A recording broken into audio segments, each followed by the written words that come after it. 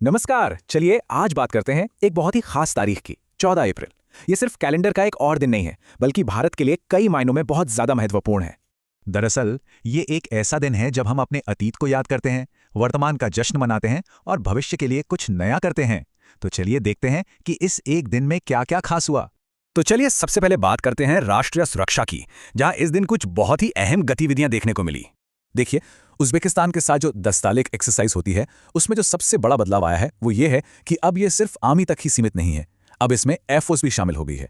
इसका मतलब साफ है, ये अब एक कहीं ज्यादा इंटीग्रेटेड और पावरफुल जॉइंट फोर्स ऑपरेशन बन गया है, जो आज की लड़ाई के बदलते तरीकों को दिखाता है। और देखिए, ये सिर्फ एक मिलिट्री ड्रिल नहीं है, इसका नाम दस्तलिक है, जिसका मतलब है दोस्ती। तो ये दोनों देशों के बीच गहरे ऐतिहासिक और रणनीतिक संबंधों का प्रतीक भी है, जो मिलिट्री कॉपरेशन से कहीं आगे है। इसी दौरान राजस्थान के पोखरण में भी एक्शन जारी है। यहां ब्रह्मास्त्र अभ्यास चल रहा है, जिसमें अपाचे हेलीकॉप्टर से दागी जा रही 300 की चेन गन ये पक्का कर रही है कि सेना के हमले एकदम सटीक और घातक हों। तो जमीन और हवा के बाद अब रुख करते हैं समंदर की ओर।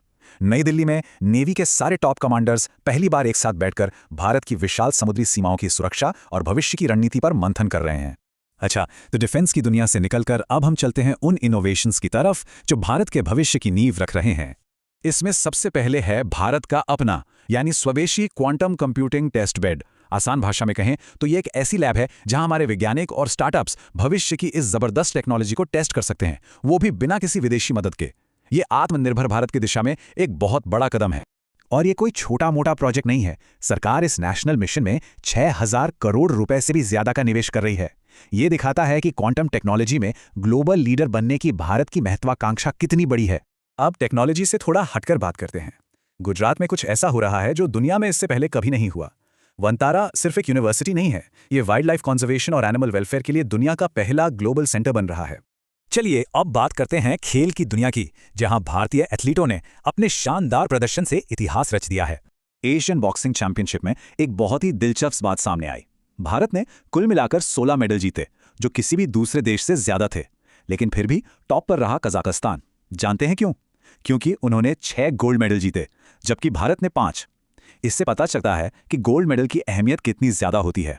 और हाँ, पुरुषों की टीम में एक नाम जो चमका वो थे विश्वनाथ सुरेश, जिन्होंने भारत के लिए इकलौता गोल्ड मेडल जीतकर देश का मान बढ़ाया।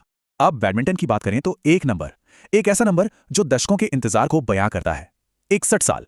जी हाँ, और इसी 61 साल के लंबे इंतजार को खत्म किया आयुष शेट्टी ने। एशियन चैंपियनशिप में सिल्वर मेडल जीतकर उन्होंने न सिर्फ एक ऐतिहासिक जीत हासिल की, बल्कि भारत को पुरुषों के सिंगल्स पोडियम पर वापस लाकर खड़ा कर दिया। चलिए अब अपने आखिरी सेक्शन में चलते हैं, जहां हम अतीत के एक दर्दनाक अध्याय को भविष्य की कूटनीतिक बिसात से जोड़ेंगे।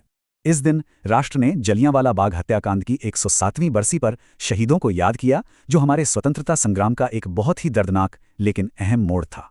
इस हत्याकांड की जो ब्रिटिश जांच हुई थी, मतलब जो हंटर कमीशन रिपोर्ट थी, उसे महात्मा गांधी ने सिर्फ एक लाइन में खारिज कर दिया था, और वो लाइन थी, एक आधिकारिक लीपापोती। और अब भविष्य पर नजर डालें तो कूटनीति के मोर्चे पर भी एक अहम बदलाव हुआ है। प्रणय वर्मा एक बहुत ही महत्वपूर्ण दोहरी भूमिका निभाने जा रहे हैं। वो न सिर्फ बेल्जियम में भारत के राजदूत होंगे, बल्कि पूरे यूरोपियन यूनियन के लिए भी भारत का प्रतिनिधित्व करेंगे। तो कुल मिलाकर हमने देखा कि कैसे एक ही दिन में डिफेंस, टेक्नोलॉजी, खेल और इतिहास की कहानियां एक साथ बुनी जाती हैं। ये हमें एक सवाल के साथ छोड़ जाता है, आज की इन तमाम घटनाओं में से वो कौन सी घटनाएं हैं जो आने वाले कल के भारत को सबसे ज्यादा प्रभावित करेंगी?